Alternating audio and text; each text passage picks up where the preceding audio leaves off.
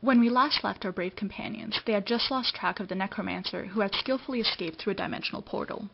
After thoroughly searching the area around the hillside, Teleri was not able to find any sign of her, of Kyle, or of the 2 skeletons she has left. Teleri did, however, meet a redcap, who was very intent on sweeping the forest. The rest of the party was not too thrilled, considering their last encounter with the redcap, but Teleri was not going to harm someone who had given her no reason to do so. So our adventurers set up camp for the night on top of the hill, hoping that things would work out in the morning. The first 2 watches were uneventful, but on the third, Alariel and Alexandra wake up feeling very weak.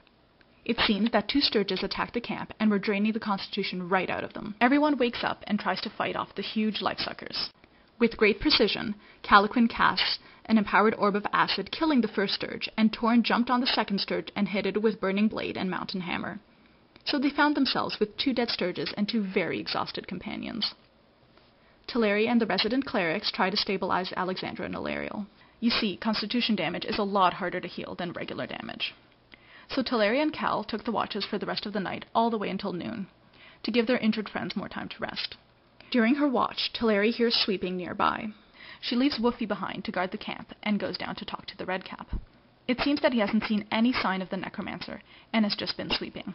Since he seems to be hungry and rather interested in the sturges, Teleri brings him the remaining corpses to feast on.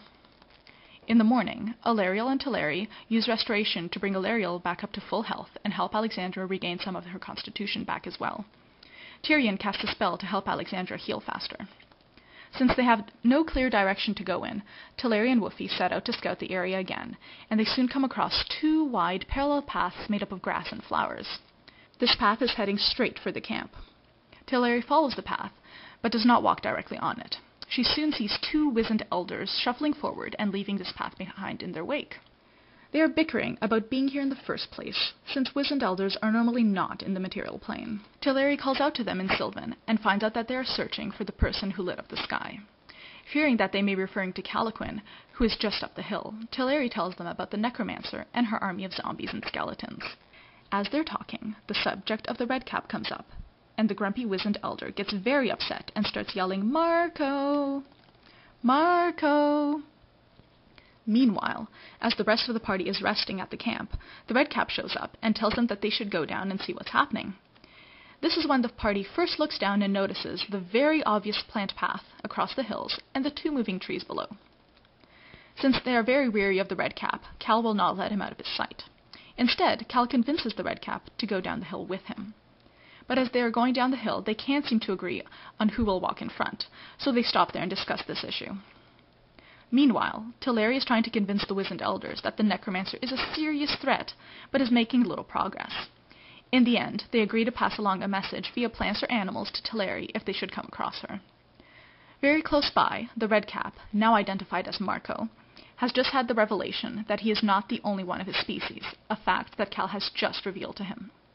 Seeing the futility of continuing the discussion, Cal tells Marco to stay there, while he can see what's going on with these talking trees. As he approaches, Cal calls out, and the trees respond with incomprehensible noises. It seems that the wizened elders do not understand Cal's language, but only speak Sylvan.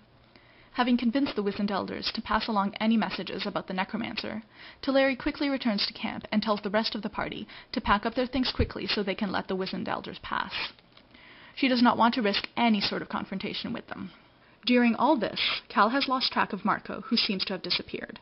So he conjures up horses for the party, and they head out towards the northeast again. Teleri is at the head of the party looking for tracks. Soon they enter Axvale, and it begins to pour down on the party. As night begins to fall, the party sets up camp and watches for the night. During her watch, Alariel sees one of the bodies twitch and try to grab at her. She quickly wakes up the party, but there's nothing for them to see. To appease her fears, Cal fiery bursts the place she, quote-unquote, saw movement, and they all go back to sleep. Alariel is less than pleased, but she continues with her watch. About an hour later, a wight jumps out of the same spot and grapples her. Alariel quickly loses a level. The noise wakes up the rest of the party. Teleri quickly summons a wolf, as Woofy takes a large bite of the wight, and in another excellent display of teamwork, Cal casts an orb of fire on the wight, and Torrin hits it with burning blade and mountain hammer. The wight is dead, and Alariel is very upset. In the morning, Alariel regains her lost level, and Teleri sets off in search of tracks again. She soon comes across zigzagging tracks of a cart. Teleri returns to the group to report her findings and convinces them that they should leave no stone unturned, and thus they follow the cart tracks. It turns out that the cart is being driven by a charismatic merchant and scavenger known as Big Chuck, and his quiet brother-in-law, Herschel. As soon as it's established that they have seen no sign of the necromancer, Teleri goes off again to continue her search. The rest of the party takes this opportunity to offload the extra shields, swords, and spices they've been collecting on their adventure in exchange for 1 bloodstone each. Ilariel also buys a set of granite knucklebones of dwarven manufacture from Chuck. And this is where we leave our brave companions for now. Will Herschel ever rid himself of his crazy wife? Will Teleri uncover a trace of the necromancer? Will Calaquin and Torin bond over their combined prowess on the battlefield? Find out next time on the continuing saga of Wounds to Cal's Chest.